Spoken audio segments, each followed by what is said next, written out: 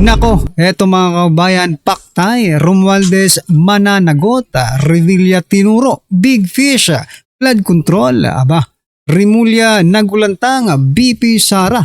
Yan po mga kabayan ang ating haalamin sa video ito mga karibin natin. No?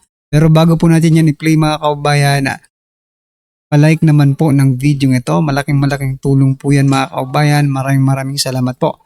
So ito mga kabayan, bago po natin ito play, ito pasadahan po muna itong dalawang babae po ang ating munang pag-uusapan bago po natin i-play yung video mga kabayan, no? At ito po yun mga karibin natin. So ito po ang pag-uusapan muna natin bago po natin i-play yung video. Ito pong si Conte mga kabayan, no? Si Attorney Conte, may Conte ito mga karibin natin ha. Diba, dinala po nila yung mga testigo papuntang Dahig, Netherlands mga kabayan. Ngayon, nagtatanong po ang taong bayan kung kanino pong pera ang ginamit dyan. Kung galing ba sa gobyerno o kanino ba, diba? Kasi imposible pong lahat, no? Si Conte ang maggagastos or yung ICC ang magagastos. Hindi pwede yun mga kabayan. Dapat malaman po natin. Ito po ang balita mga kabayan. Sabi po dito ni Conte, no? Hindi po pondo ng bayan. Nilinaw ni Attorney Conte na hindi galing sa pondo ng bayan ang gastos para sa mga advocates at AJK victims sa ICC. Marami po kasi ang nagtatanong mga kabayan, no? Kung kanino galing, kung saan galing yang gastos dyan papunta sa Dahig, Netherlands. Diba? Kasi kung galing po yun sa gobyerno, sino po? Diba? May obligasyon po ba ang gobyerno natin na gumastos? Para sila ay makapunta doon? Kung mayroon, hindi maganda. Pero dapat sabihin po ito sa taong bayan para maging transparent po sila mga kabayan.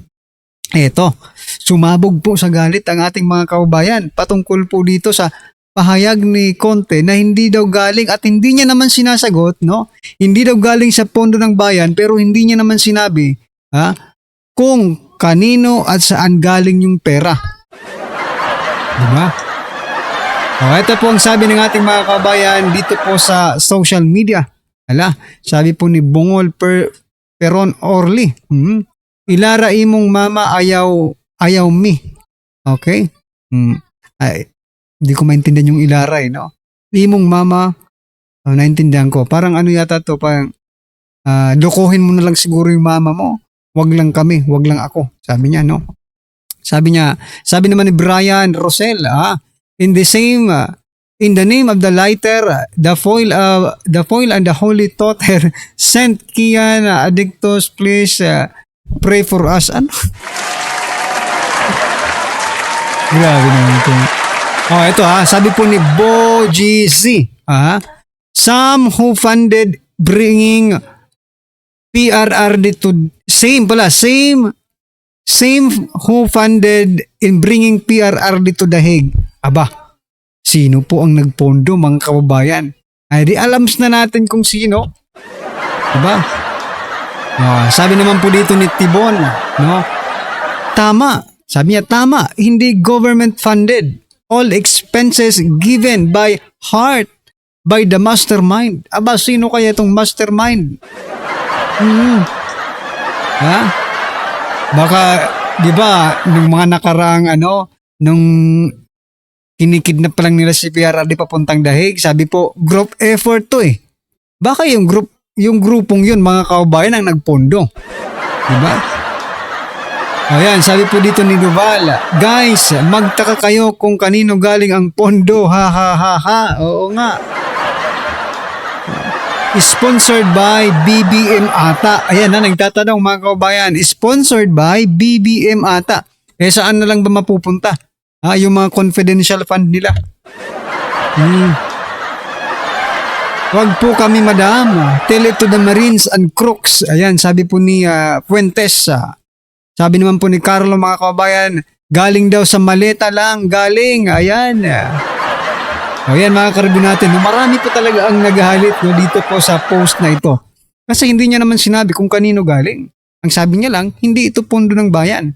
Eh kung sino man po ang nagpondo niyan, we assume, no? Taong bayan nag-a-assume na siya ang mastermind sa pagpapunta rin doon, no?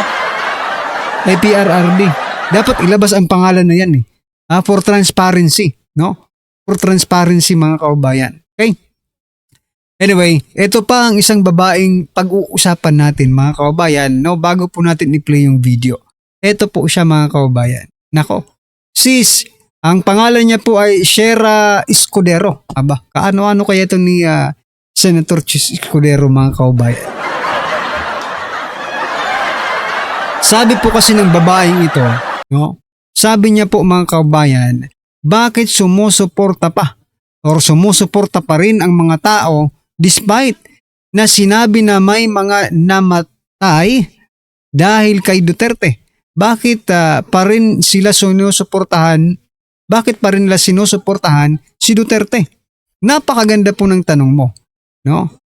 Pero yung tanong niya kasi parang nagdududa siya sa taong bayan, no? Kung bakit sinusuportahan natin. Okay, ako po ang sasagot kasi isa ako sa sumusuporta mga kaubayan, no? Unang-una, wala naman pong ginawang masama si former President Duterte mga kaubayan, no? Ang galit lang po sa kanya ay yung mga involved, yung mga nasagasaan niya mga karibin natin. Sino ba ang magagalit sa Duterte? Isipin mo may pandemic pa. Oh, napakaraming project na nagawa mga kaubayan. May pandemic pa yan Ano pa? Peace and order, war on illegal drugs. No, hindi ka naman matatakot kung hindi ka involved no? Kaya itong mga sinasabi nila na itong mga EJK, nako, sila lang po yan mga kaubayan. That's what I believe mga karibin natin. Ano pa mga karibin natin? Nung pandemic, grabe po ang kanilang ginawa. Hindi po basta-basta yon. Kaya nga sabi po ng nakakarami sa ngayong panahong ito, buti na lang. At sa panahon ni former President Duterte, nagkaroon ng pandemic. Kasi kung sa panahon po ni President Bongbong Marcos Jr., baka lang naman baka yung matira ay yung mga kumakampi lang sa kanila. Diba? Baka yung matirang tao sa Pilipinas ay yung kumakampi lang sa kanila. Nung panahon po ni former President Duterte, walang kulay, walang halong politika ang tulong mga kaubayan. No? Walang halong politika. Lahat nakatanggap ng ayuda. Because pandemic yun. May pandemic yun mga kaubayan. Anong ginawa ng administrasyong ito? Ginawang project ang pandemic, walang iya. I mean yung pandemic. Hindi pala. Yung ayuda, ginawa nilang project mga kaubayan, di ba? Ay nako. Ito mga karibin natin, basahin po natin yung ilan sa mga naging komento ng ating mga kaubayan. Sabi po dito ni Rodella, masang Pilipino dapat nasama na yan noon sa tukhang. Oo nga no? O dapat nasama na po ito sa tukhang noon kasi iba rin kung mag-isip no? Sabi naman po dito ni Cheryl Enriquez, it's because we support the real victim, hindi yung pa-victim. Oo nga. Yung mga inosente ang talagang sinusuportahan natin, hindi po yung pa-victim lang. Your concern is addict, mine is human lives. Yan po ang sabi ni President ni President Duterte noon mga kaubayan. Sabi naman po ni Don Jake Gatabon, I support PRRD because of his genuine care for the country, his strong principles, and the many Filipinos who benefited from his leadership, especially through his anti-drug war, which saved countless innocent lives. Oo nga Yun ang hindi makita ng babaeng ito. Bulag pa rin kasi hanggang ngayon mga kaubayan. Well anyway, kayo mga kaubayan, bakit sinusuportahan nyo hanggang ngayon si former President Duterte? Paki-comment naman po sa baba mga karibin natin para malaman din natin ng ating mga kaubayan kung bakit mo sinusuportahan si former President Duterte. At ito na nga mga kaubayan, ito na po yung video mga karibin natin. Pakinggan po natin at bigyan natin ng reaksyon. Ito na po. Alam nyo, ngayong panahon na ito talagang kaliwat kanan ng pag-exaggerate ng mga news pagdating po dito kay Senator Bong Revilla. Talaga nga namang sobra nilang sinisensationalize ang news. Nakakala mo talaga na-solve na yung problema sa flood control project. Ang pinalalabas nila ito ang kauna-unahang big fish di umano daw. Ako, katarantaduhan nyo talaga. Oo. Gago!